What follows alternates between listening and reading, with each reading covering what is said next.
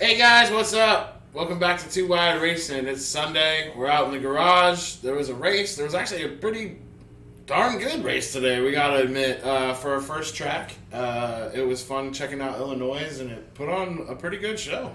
Yeah, and welcome relief after the 600-mile race last week. This one was a nice zippy 300. Really flew by, and I think it might be the first time this season, or at least the first time in a few months, the race has actually ended on time, which was a shocking but pleasant surprise. Yeah, it didn't roll over with too many cautions. I felt like there was a decent amount of cautions. I don't remember the final count, but yeah, it was nothing extraordinary. Right, it wasn't too many. It wasn't too much, especially especially for a new track. You thought it might have been a little bit more melee.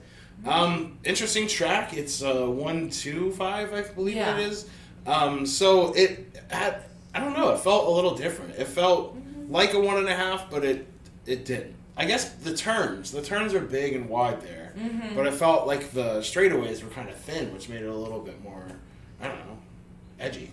Yeah, and the drivers were just all over, all kinds of different grooves and cutting of corners, which made for a very exciting race. Yeah, and then some guys going real high, wide. We saw our boy Kyle up there pushing the limits on that outer edge at the end.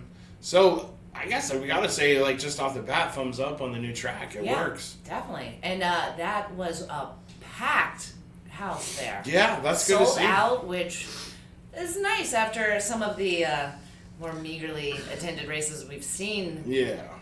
So first time they've been in Illinois since 2019. Right. So clearly that state is hungry for some NASCAR. Right. I don't know how that bodes for Chicago Speedway in the future, because I know certain people want to see that back. But yeah, I don't think it's coming back. I think I'd take this one over Chicago. No offense to anybody.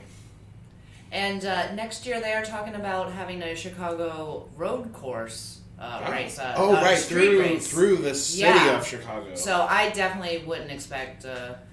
That's low odds at this point, I would say. Not coming back, but this was great. I'd love to see this one next year. Yeah, it's welcome. Definitely good for, like, even just having it on the schedule for one race. I like that. It's something a little bit familiar, but a little bit different. So, in the season of changing everything up and just loving all the differences, hey, this is another success for NASCAR, I gotta say. And almost a success for our boy Kyle today. Ooh. Almost had that win.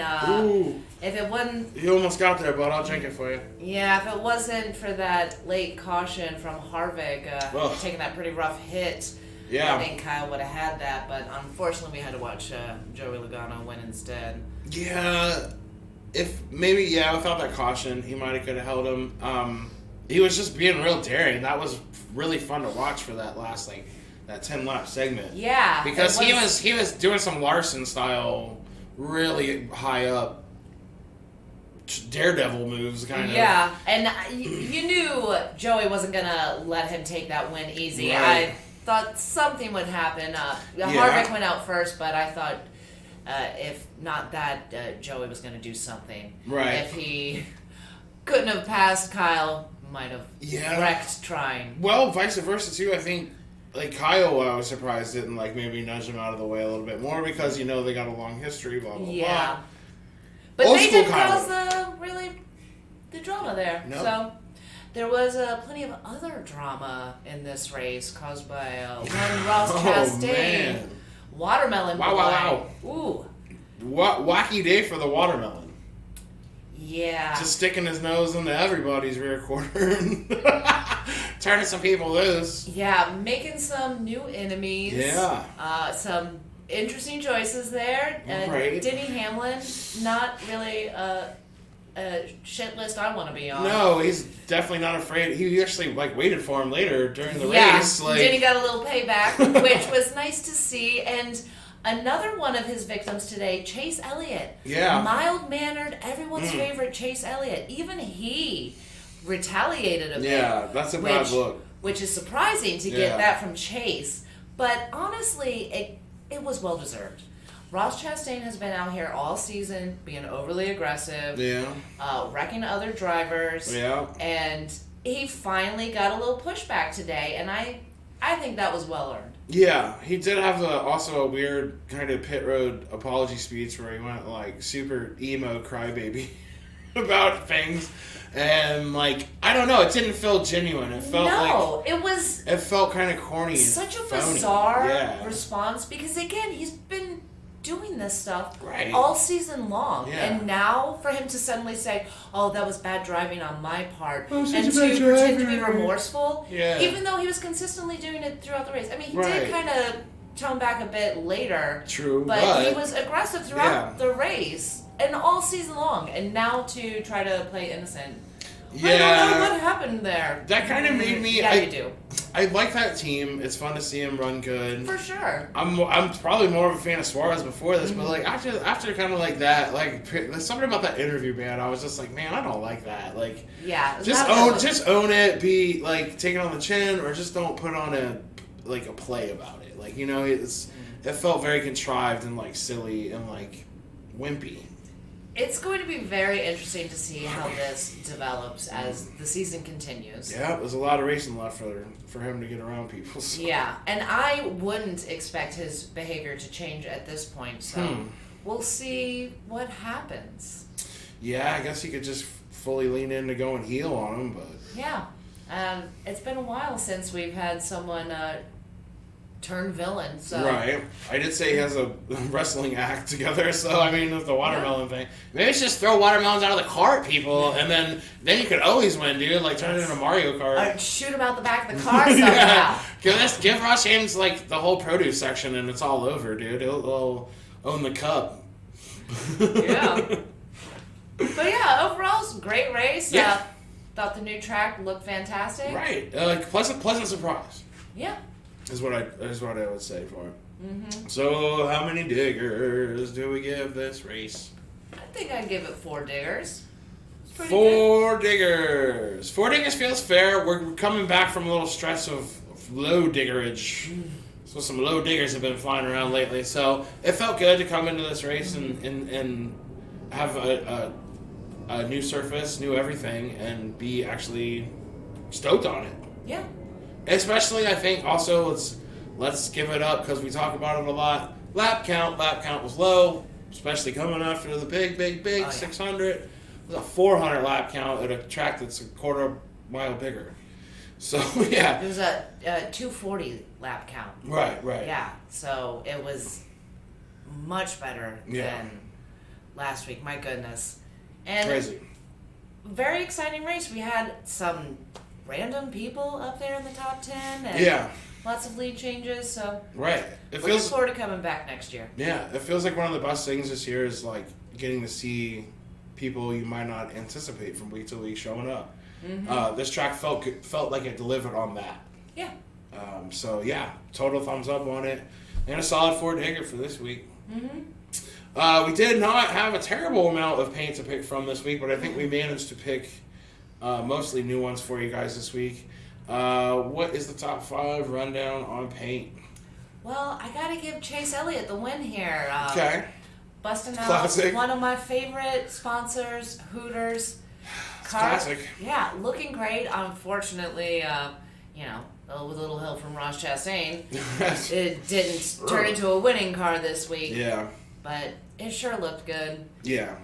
Hooters is a classic. Unfortunately, there are no Hooters left in Ohio. We can't go celebrate this paint scheme at a local franchise. Maybe we'll have to make a road trip, like, if he ever wins in a Hooters car. Yeah.